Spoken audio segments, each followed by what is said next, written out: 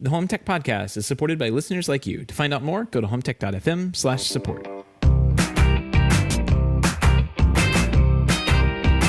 Hey everyone, welcome to Home Tech. This is Seth Johnson. And Jason Griffin on location here in San Diego. Live. Beautiful San Diego. Yep, on the show floor. Live and in person, not just like streaming, right? It's always nice, Seth. I'm used to looking at you through a computer screen, as I do a lot of people these days in my work, and it's been a lot of fun seeing people in face and being able to shake folks' hands, and it's always good to be able to catch up with you as well. I've had a great time out here in San Diego. Today's Saturday, so getting ready to head home this afternoon, but it's been a really fun and really productive week as well. I was about to say, it's Saturday, but here we are. And Jason, where are we? We are at the One Vision booth. One Vision? Yes, we are recording at the One Vision booth, and it's still very busy. We've had a really steady turnout here at the booth, and a lot of really just, I think, well-aligned integrators who are really looking to figure out service, right, and convert it from something that can feel like a real pain into something that can be a real opportunity. And so that's been the theme of the show for us, and we've had a ton of fun chatting with integrators and just learning more about where their struggles are and talking about the ways that we can help. Cool. Yeah, I mean, we were like, let's aim for 10 and try and get this show recorded. And here it is, like 10:30, and we're like, well, maybe we can. Let's do it now. Do it quick. So yeah, I got a small window of opportunity here. So yeah, we're going to power through a quick, sort of overview of what we've seen. Admittedly, I have not had a lot of time to spend on the show floor, but you and I think, just did one of the fastest CEDIA crash courses that I've ever done. Yeah. And hit about 10 booths in a very short period of time, and it was really cool what I'm seeing. Just in that short period of time, it's it's a lot of fun. I'm glad we had coffee. That's all I got to say. Yeah, exactly. I've got a big Americano this morning. Venti, please. Yeah, exactly. All right. Well, so I mean, as a high level, I know what I've been asking everybody I've come across here at the show. Like, what have you seen? What's cool? Yeah. And like the majority of the time, what I'm hearing from guys is like not much, and it feels like a plateau, almost like a plateau, like it's a building year.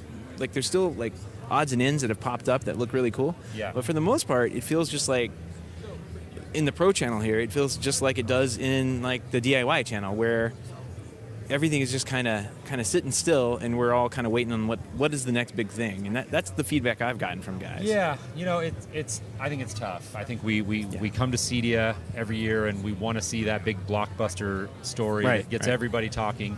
And the reality is that most years we don't have that. And most years what you have is incremental improvement. Right. And I think that's been the theme that I've been hearing mostly this year. It's been what I've observed in the little time that I've spent out there is that as well. But most people stopping by the booth are saying the same thing, but it's interesting all the same to go around and see what companies are doing, and a lot of times the fun part is sort of reading between the lines, right, and thinking about, okay, what's the strategy, where's this headed? Even if they don't have a blockbuster new product or new technology that they're showing, what are they emphasizing at the booth, and what is their story? How has their story maybe evolved since last year? Those are the kind of things I've been paying attention to. And I can't remember the gentleman's name. His name's Joe. And he is, I've got his card in my pocket, but he does a podcast or something. I'll look it up and put his name and info in the show notes. But he's kind of more on the DIY side. Yep. And I was asking him, like, what does he like about this? It's like kind of the first time he's been here, but he's just amazed at, like, out of this one small sliver of the industry, they can put all of this in here and have all these people walking through. We don't really think of it that way, but it is a small slice of the entire industry. We've got a couple of folks here at One Vision who come from outside of the industry. Their background is not in the CEDIA channel. They're customer service experts. They're people who come from maybe a sales background, and for them, a couple of them, it's their first time here at CEDIA, and they had a similar takeaway. It's just like, wow, look, the breadth and the depth of these products here on the show floor is pretty impressive, right? So to get a sense for how much is really out there and how much is involved in this channel is pretty cool. Yeah. So, I mean, you had time to run around with me this morning. Did you see anything that just, like, stood out, like, crazy, or... If I had to pick one thing, it would be the display technology. Going by Sony's booth there and seeing their new Master Series, the A9F and the Z9F. Oh, those are beautiful. Yeah, they're gorgeous TVs. The A9F, I believe, is the OLED of those two. And so, seeing those and getting a feel for what they're doing with the display couple of the display companies have this new micro LED. They're all calling it like slightly different things, right? Yeah. But this micro LED technology, which is primarily a commercial They call technology it like at this CLED point. or something. I Yeah, can't even CLED, Yeah. crystal, I think something. Yeah. Anyways, these LEDs that are like the size of a fraction of the size of a human hair or something Right. is what the guy was saying. And It's crazy. Really impressive. Still a very expensive technology. Still very much primarily focused at commercial. But to see that, it's a beautiful technology. And to think about some of the possibilities Right. that could be when that technology starts to make its way into residential is pretty interesting. Yeah, I mean, we talked to the guy over at Sony a little bit, and he's like, "This is a commercial product." Yep. It's Oh, yeah. what you're seeing, if you came to CEDIA and you saw this, and we'll put up pictures of things that we took in the show notes too. But if you see this, he said it was a seven figure Yeah. product that's there. And granted, it was like 20 feet wide, Yeah, right? So yeah. it's a big display. And so. they can go any size though. They can the one at Infocom. He said, I mean, and I've seen that one. That was like there 2 years ago. That was probably 4 times the size of that wall. Right. So it's a scalable solution. It's interesting. I don't know how well it would work in Resi, but it definitely makes the booth look cool. But I think what more impressed me were those the Master Series TVs that they have sitting on the corner there. Did you have a chance to look behind them though? I did not. They've got the same like horrible, like it's a kickstand that pops out, and then you're supposed to collapse it down and somehow mount that TV flat to the wall. Like that's the worst design. Yeah, and seeing their 4K projectors range anywhere from like 5,000 up to 60,000 in price. So they've got quite a few solutions there, and they're all going to have that Sony quality. And so 4K projection is definitely an area that I like to keep an eye on and just see how that technology is developing as well. Right. So for me, and I'm never impressed by much, but what has impressed me is actually right outside your booth here, and we can actually hear them playing in the background. There's they're Origin Acoustics Seasons. They're like these outdoor Seasons collection. Yeah, I'm not impressed by much. Coastal Living actually has some pretty impressive. I've heard sounding. a bunch of people talking about those as well. They've got these big monsters that you can crank up and really play some good music out of. And they're good build quality and everything. But if you look over, like right over there, these little pillars, like if you those Bose, those green Bose, like omnidirectional speakers that you see, like this would be a perfect replacement or an upgrade from those, because it's like an omnidirectional speaker. Every one of them has like a little 6-inch subwoofer. And I think the guy I was hearing at the booth, he said that they're coming out with different size subs that you can add on the bottom. But it's just a little like aluminum pillar. And they look good. They look the part of like what you and I would expect to go into $1 million home, or even that would work great in commercial too. I mean, the different styles. They have a square, round, and a couple of different finish coats on it. But they're impressive. I was really impressed by that. And I'm like not you said, our our booth is close to theirs, and so I've had an opportunity to hear them play plenty of times. And they do sound great. And Origin is a company that has a good reputation in the industry for producing great products that are very installer friendly, very integrator centric company.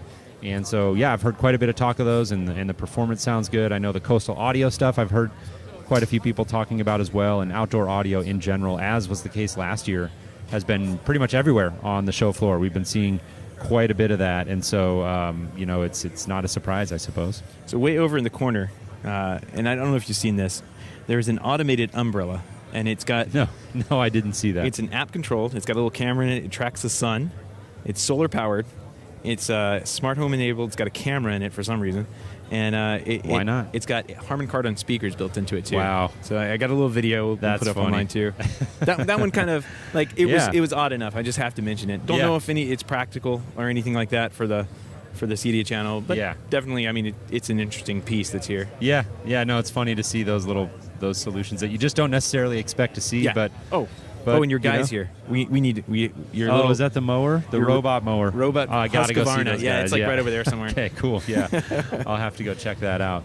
Yeah, speaking of right here around the booth, Seth, I know you and I stopped over there this morning. Scenic, a company called Scenic. Yeah. Pretty neat little device. You know that once you saw us walking up to the booth, you knew which one I was headed to. A tactile control solution, and I still am a big fan of those. I think people are getting app fatigue a little bit and looking for ways to interact with technology that go back to the way that we've done it for a long time, which is touch and feel. right? And they've got these cool little, they've got like a tabletop solution and a wall mount solution. And I know at least the wall mount one, I'm not sure about the tabletop one, but the wall mount one is what's really neat is it has no batteries. Right. There are no batteries in it. Actually pushing the button on the remote generates the energy to send off a very low frequency, sub gigahertz, they said, signal to a hub. You got to have a hub in the house. Ding. But yeah, ring the bell. Exactly. But really cool, neat design. We'll post some pictures, and I like it. I love seeing companies like that. The design looked really nice. Company out of Germany, and has a really nice aesthetic to it, Right. and somebody that we may look to get on the show and have a conversation with. Yeah, It's definitely. pretty neat. When you walked over there, I'm like, what's he looking at? There's ladders right here. I'm like, it can't be the ladders. Yeah, there's And a big ladder booth here. This Yeah. fancy shade solution here. I'm like, well, maybe let's look at the shades. And then I see them sitting there, and like, oh yeah, they're actually really nice. Like the little round one that's tabletop solution. It's weighted. Like I thought it was glued to the countertop, and I picked it up. I'm like, this is really nice. So Right. it's got some heft to it, and it's a good build quality. Yeah. So we'll be interested to see where that goes. They said they'd be available on Sonos.com shortly, and then maybe somehow, other way that we can get in touch with them. Yeah. So in what the about future. some of the big boys, Seth? The Control 4s and the Savants and the Snap AVs of the world. What are you seeing there? Well, I mean, Control 4, we were kind of expecting, I was kind of thinking they would do quite a bit. We'd see a new remote, we'd see new touch screens. No, none of that. We didn't see very much out of them for this show, other than a couple of like software updates. They added Amazon Music and Deezer. And then another thing I think they're doing more and more these days is kind of like giving more control back to the end user to use their system. Yep. So they have this little add music driver that you can pop in, and then the client, if they get a Spotify account or whatever, they can click that and then add whatever they want into their system. It gives them a little bit more control over the system that's traditionally been locked down. I think that's an interesting way to do things. I know like people like Savant have been doing that in the past, and but Right. yes, so far not much out of them for hardware. They were doing. There's a lot of KNX news, and I know that's big news for the guys overseas. Like Yeah. and it may filter here into the U.S. I know BAA is way over there somewhere. So there's having that ability to control KNX. I'm sure is huge for the guys overseas, and especially in Germany. Yeah. And they're in the booth. They had the Basalt keypads and KNX system hooked up and going. So. Should be interesting to see what comes out of that and how well that takes off, how that helps them, their bottom line, I suppose, because if they are a public company, we'll find out in the future. Yeah, and you know what? We didn't see much of anything at the Control 4 booth was related to IHG and their acquisition of IHG this past year. It's quiet. And the merging of it with Backpack. We just haven't seen a lot of progress there, and so you wonder behind the scenes what's going on with that and what's the status. Admittedly, I didn't have the time to stop and really chat with them, and so they may be giving updates there at the booth. I'm just not sure. I certainly didn't see it prominently displayed. I can say that much. Right. Unlike Snap AV, you go, which is really interesting to me, is you go to Snap AV and literally I took a picture of it. Like they've got the front reception desk area, and directly behind that, hugely prominently featured, is Oversee and remote management. It's like front and center for Snap AV this year, and I really think that's interesting. I think Snap AV is investing really heavily in Oversee, and they really believe that being the network and the network manager of the connected home is a long-term play that I see them really going after, and to have Oversee prominently featured that way, and then right off to the right of that, they had all of their Wattbox and some new form factors on the Wattbox with Oversee and connected outlets. So a very prominent theme right there at the front of the Snap AV booth was that idea of remote management, and I thought that was pretty cool to see. Yeah, and they had a couple of other new products like speakers and soundbars I saw in there. But yeah, you're right. The entire front half of that booth was all Oversee, and like one of the most impressive things was like they had a full rack, like it had to have been 6 foot tall rack. I didn't really full height. Yeah, full height rack with the Oversee logo on top. I took a picture of it, but it's got all the Oversee enabled gear in it, and it includes cameras and everything. Like you don't really think about it, but they're pushing that product into more and more of their internal products. So. Yep, and I know they're showing a whole bunch of other things, and we'll probably talk more about Snap AV on our follow-up show next week, certainly. I think Savant and really Control 4 for that matter, the thing that I take away when I walk up to those booths, if I had to sum it up in one word, is really, I guess, consolidation, meaning you see both of those companies really continuing to invest heavily in bringing in new new categories of products. So Right, Savant is very prominently featuring their shades, which are really, a beautiful solution. They're designed by a company called J. Geiger, Right. which some pros who have been doing shades for a while have probably heard of. That company's been around for a while, and Savant partnered with them, and they make a really aesthetically pleasing mounting solution that's very, fits in with a modern architecture really, really well. Right. And we'll talk about that again in a second when we talk about Lutron, I think.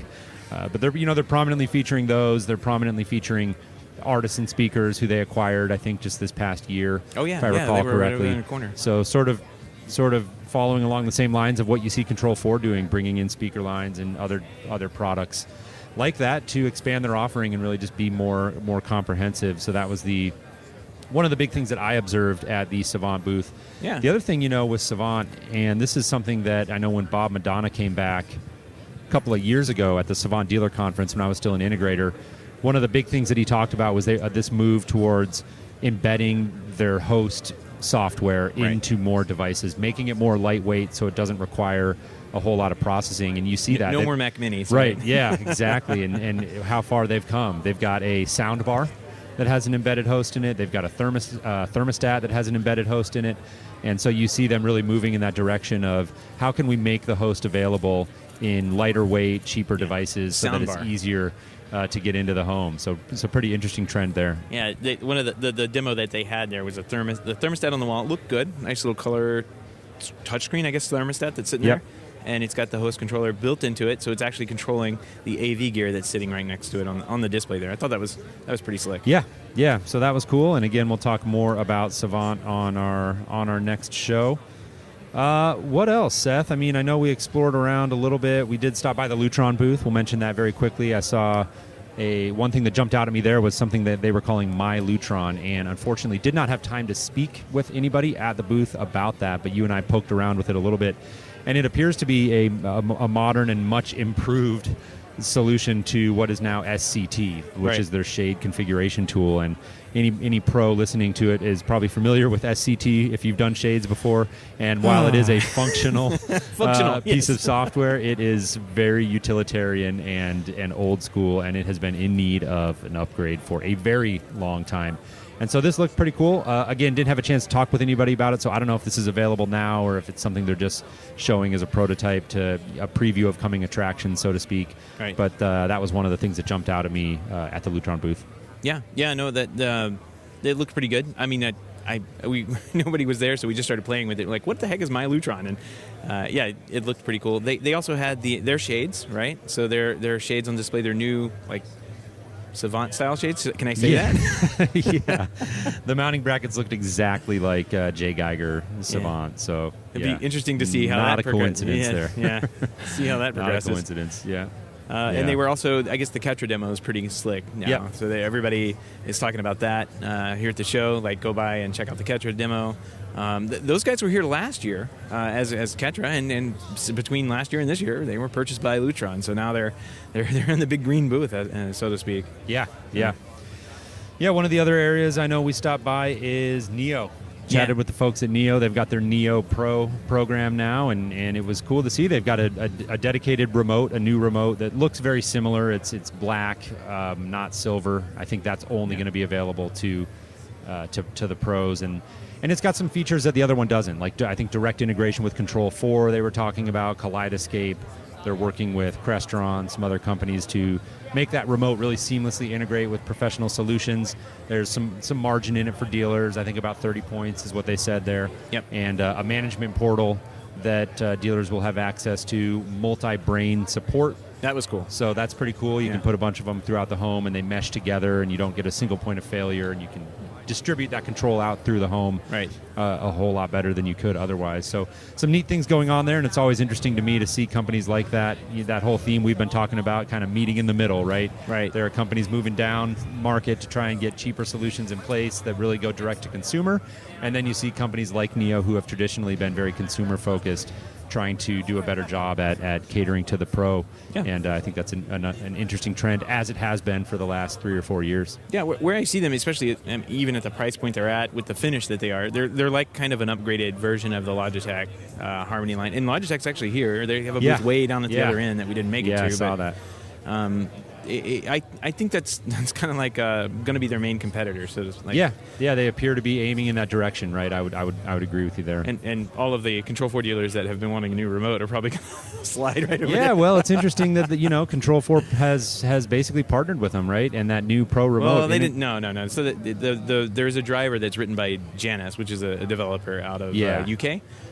They do a lot of work in the space. They do Crestron and all sorts of other programs. So they basically make a driver. You put it on the system, and then what's really cool is that the configuration gets sucked into the Neo remote, and you set up like you would any other device. So yeah. Pretty cool. I so did partnered with them is a strong word. Stronger but word tacitly, than it should be. Yeah.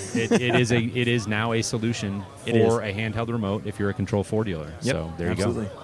Yeah, and what I was really impressed was the dashboard, so to speak. Yeah, the management tool. How you can get in there, do upgrades and downgrades on firmwares, and make sure that things are online. It looked like you could do a little bit of control, like if you're having a problem. There's a little troubleshooting built into it. We didn't have too much time to hang around and play with it, but it definitely looked like a good solution. And yeah, absolutely. I'm interested to see what they do with that. One of the big things that I've seen, and I kind of came to the show knowing that would be, because it's kind of like my industry and what we do over at Blackwire, is video over IP. Yeah. It seems like everyone this year has a video over IP solution. I think Key Digital, which is within throwing, we can throw our mic right over there. Since it's like it's right there. They're prominently displaying a digital signage and enterprise IP 4K 444 solution. And it looks like it does video tiling as well. There's a ton of these. I think even Savant was talking about having a solution. They did. So I've lost count. That's kind of how many I've seen. I know as there's you would a number. Expect. And I know there's guys that aren't even here.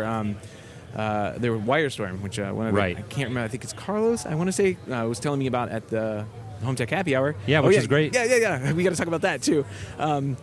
He was showing me Wirestorm's version and their app and like how it worked and everything. And man, these things have come so far. And just in such a short time. So and now they're doing video tiling. They're doing video walls with these, and it looks like it's not just a single point solution. You have all these. We have SnapIV's MOIP too. MOIP. That's good lord. But yeah, I mean it's a solution, and I know a lot of dealers are happy with it. Yeah, so. Totally.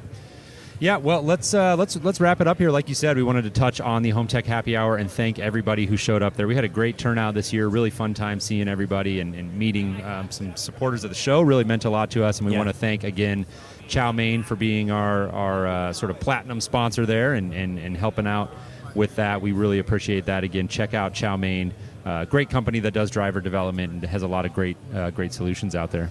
Yeah, absolutely. Also want to take some time to thank a couple of happy hour friends that came in under the last minute there. Digital Media Zone, which was our friend Richard Gunther there. But check out thedigitalmediazone.com. Yep. And Syntegration, which is another driver developer company, and I don't remember their exact web address, but I will put it in the show notes. Yeah. Check out those guys. They were kind enough to go ahead and help donate some to the cause of destroying a couple of our livers and that's right. Getting ready for the party. Oh so, boy, yeah. All right, Seth. Well, I know you and I both have meetings we got to run to, so we're going to wrap it up here. And I'm glad we were able to do a show here from On Location. And like I said, next week we're going to jump into a lot more detail on a whole bunch of this. So be sure to tune into that. But thank you for tuning in this week. We appreciate it. And again, thank you to everybody who either stopped by the HomeTech Happy Hour or just came up to the booth and said hi this year. We really appreciate it. Had another great CEDIA. Great time seeing you as well, Seth, and look forward to reconvening next week to pick this apart in a little more detail. Sounds good, man. Well, we'll sit down in our comfy chair in the basement in the garage. Off our feet. Off our feet, exactly. And have a good conversation about what we saw here. So, all right. Sounds good. Thanks, Seth. Talk soon. Bye. Bye.